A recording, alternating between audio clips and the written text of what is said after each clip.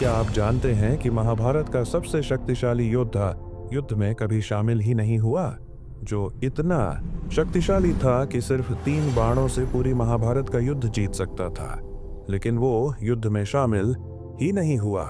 एक ऐसा वीर जो बचपन से ही अद्भुत शक्तियों का स्वामी था, जिसने शिव की भक्ति से अमोघ अस्त्र पाए, जिसने खुद श्री कृष्ण को अपना सब कुछ सौंप दिया, वही और कोई नहीं, एक महान योद्धा बर्बरीक। पर ऐसा क्या हुआ कि ये योद्धा जो महाभारत का रुख बदल सकता था, उसने युद्ध शुरू होने से पहले ही अपने प्राण त्याग दिए? क्या थी उसके 3 बाणों की सच्ची ताकत, और क्यों श्री कृष्ण ने उसे महाभारत का सबसे बड़ा दानी कहा? चलिए सुनते हैं उस बर्बरीक की कहानी, जो इतिहास में कहीं कोनों में दबी रह गई, पर जिसकी आत्मा आज भी लोगों के दिलों में खाटू श्याम बनकर जीवित है। बर्बरीक कोई आम योद्धा नहीं था, वो घटोत्कच और मौरवी का बेटा था। उसकी माता मौरवी सच्ची धर्मपरायण स्त्री थी। बचपन से ही बर्बरीक में अद्भुत तेज और शक्ति थी। जब बाकी बालक खेलते थे, बर्बरीक तप करता था। जब कोई हथियार पकड़ने से डरता, वो शिव को प्रसन्न करने के लिए घोर तपस्या करता। एक दिन उसका तप सफल हुआ। उनके सामने स्वयं भगवान शिव प्रकट हुए और कहा, तुम्हारा तप से मैं प्रसन्न हुआ, मांगो जो भी वरदान मांगना चाहते हो। बर्बरीक ने कहा, मुझे इतनी शक्ति दो कि मैं जिस पर पक्ष के साथ हूं उसे पक्ष के सामने कोई भी टीक न पाए। भगवान शिव ने कहा, तथास्तु। भगवान शिव ने उसे वरदान में 3 अमोघ बाण दिए। साथ ही अग्निदेव ने उसे एक दिव्य धनुष दिया। उस दिन से बर्बरीक कोई साधारण योद्धा नहीं रहा। वो ऐसा बन गया जिसे सिर्फ 3 बाणों से कोई भी युद्ध जिताया जा सकता था। लेकिन बर्बरीक के मन में एक बात हमेशा बसी रही, न्याय। वह बचपन से ही न्याय में विश्वास रखता था, इसलिए उसने एक वचन लिया, मैं हमेशा युद्ध में उस पक्ष का साथ दूंगा जो कमजोर होगा। शायद यहीं से उसकी नियति ने एक नया मोड़ ले लिया।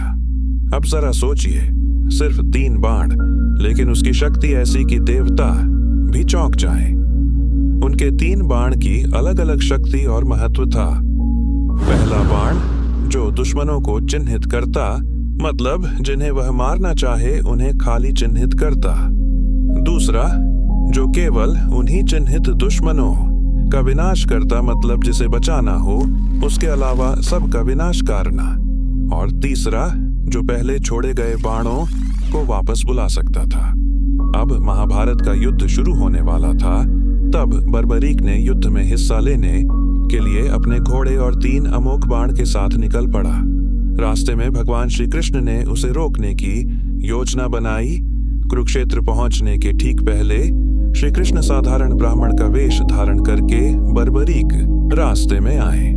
वो जानना चाहते थे कि ये 3 बाण वाकई कितने शक्तिशाली हैं। श्री कृष्ण ने बर्बरीक से कहा, क्या तुम्हारे यह अमोघ बाण वाकई इतने शक्तिशाली है? तो मुझे इसका परीक्षण करके दिखाओ। बर्बरीक मुस्कुराया और कहा, एक बाण से शत्रु को चुनूंगा, दूसरे से उन्हें समाप्त कर दूंगा और तीसरे से अपने बाण वापस बुला लूंगा। यही मेरी शक्ति है। श्री कृष्ण ने एक पेड़ दिखाया और कहा, इसकी सारी पत्तियों को छेदो। और उन्होंने एक पत्ती चुपचाप अपने पैरों के नीचे छिपा ली। बर्बरीक ने बाण चलाया और बाण सीधा उनके पैरों की ओर आया, क्योंकि वहां भी एक पत्ती थी। तीर कृष्ण के पैर के पास घूमने लगा। श्री कृष्ण चौंक गए।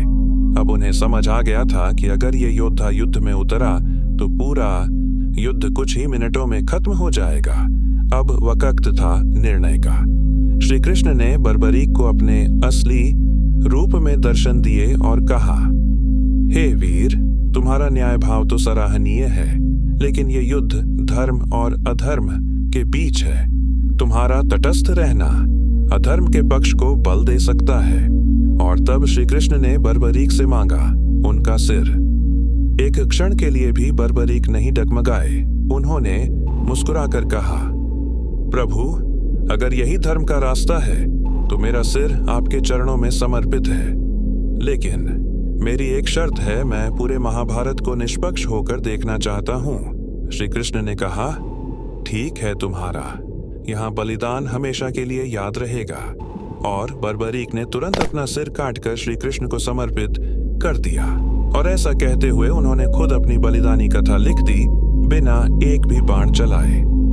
लेकिन कहानी यहीं खत्म नहीं होती। श्री कृष्ण ने बर्बरीक के सिर को एक ऊंची पहाड़ी पर स्थापित किया, जहां से वह पूरा महाभारत युद्ध देख सके। महाभारत का वह घमासान युद्ध बर्बरीक में अपनी आंखों से देखा। 18 दिन तक चला वह पांडव और कौरवों का युद्ध समाप्त हुआ, जिसमें पांडवों की जीत हुई और कौरवों की हार हुई। पांडव शांति से अपना जीवन व्यतीत कर रहे थे। तभी पांडवों के बीच एक बहस छिड़ गई कि महाभारत में सबसे ताकतवर योद्धा कौन था, महाभारत के विजय होने का असली हकदार कौन है। तब श्री कृष्ण ने कहा, इसका उत्तर तो केवल वो दे सकता है जिसने पूरे युद्ध को तटस्थ होकर देखा हो।